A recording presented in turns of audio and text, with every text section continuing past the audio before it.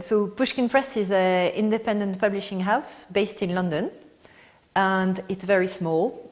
We have 4 people, including me and the other director and 2 editors. And we have probably 200 books in the list. And what we do is literature from all over the world. A lot of it is translated. And we publish authors like Stefan Zweig, Paul Morand, Arthur Schnitzler. So they are dead authors, but we also have living authors, and they come from places like Argentina, Japan, Italy, Germany, and so on and so on. We try to have as varied a list as possible. And we always pick books that have done really well in their country of origin and that have been translated in other languages and we think would interest the UK reader.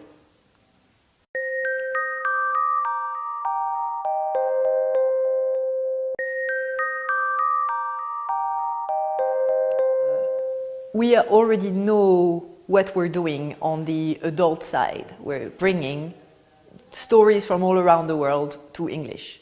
And we discovered that what we thought was a vacuum in the UK market for adult was even a bigger vacuum on the children's side, where there's very little literature translated. And there are so many incredibly good children's books everywhere in the world that never make it into English. And the books that are taking that place for the young British children is brands from Disney and Pink Princesses and books that I personally found very boring when I was a kid, and I still find them very boring, and I expect my daughter to find them very boring as well when she's reached reading age. And so that's the idea that gave birth to Pushkin Children's, which has been launched recently. And when we started looking for books for the Pushkin Children's list, we were delighted to find that there are indeed so many incredibly good books in other countries. And the example that I'll take to explain this is I sat at home and wondered what was my favorite children's books when I was growing up in France. And I discovered that that book had been translated into 20 other languages, but not English. And so it's crossed borders. It's also crossed generation, because people might, the book was written in the 60s, so the generation before me grew up with that book. My generation grew up with that book. I have a 9-year-old goddaughter, and it's also her favorite book. So it clearly crosses generations. It also crosses borders. This is the ideal Pushkin children's book. It's clearly a very good book. It's a storybook. It's a book to read. It's not a lot of images. It's not a picture book. Often our children's books are stories that are illustrated, but the main thing is the text. We want our children either to read them or for the parent to read those stories to them.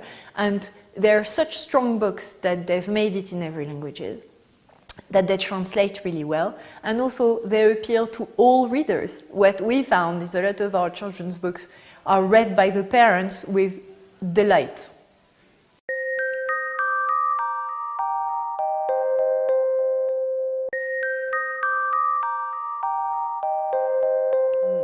Our digital strategy. I know digital is a very big word, and every publisher must have a digital strategy. Now, we are only 4 people, so it would make not very much sense to try and spread ourselves, trying to innovate in all sorts of things. When I was at Penguin, I put together the team that does apps for iPad and iPhones, so I know a bit about the digital sector. But for Pushkin Press, it makes no sense to have grand innovations. We try to get the basics right, because certainly having a great website that represents well the image of the company. We really care for the design of our books and how we look, so we want to translate this onto the digital aspect, and having a nice website that's properly designed and gives a prominent place to the books is an obvious thing to do. And obviously everybody talks about social media, but how useful are they? We find Facebook is quite useful because a number of our Pushkin lovers are on Facebook and are interested to find out about news, and so we use Facebook as a bit of a sort of a news announcement, which we find is quite useful.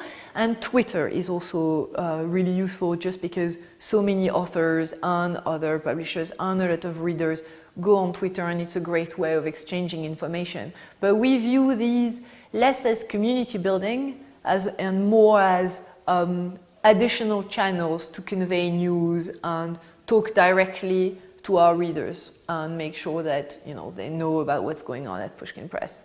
So I think this is where and obviously digital covers the ebooks as well. So we have a definite strategy of acquiring ebook rights systematically. We never buy a book without the ebook rights, because it just makes no sense.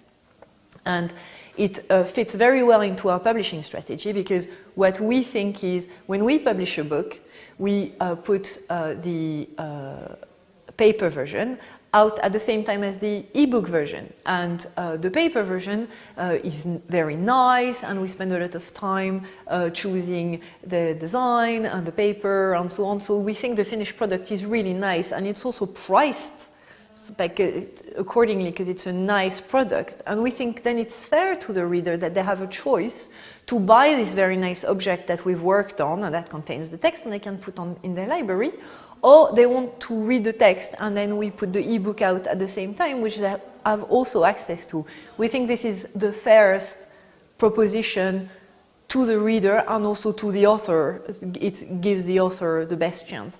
And it's very often actually that we found that people will read the ebook or buy the ebook and read some of the ebook or read the entire thing and say, this is a book I want to keep, and then they'll buy the book, which is absolutely fine with us. I think, especially in the UK, where now there is really a maturity among readers towards what you do on your Kindle versus what you do on paper and so on.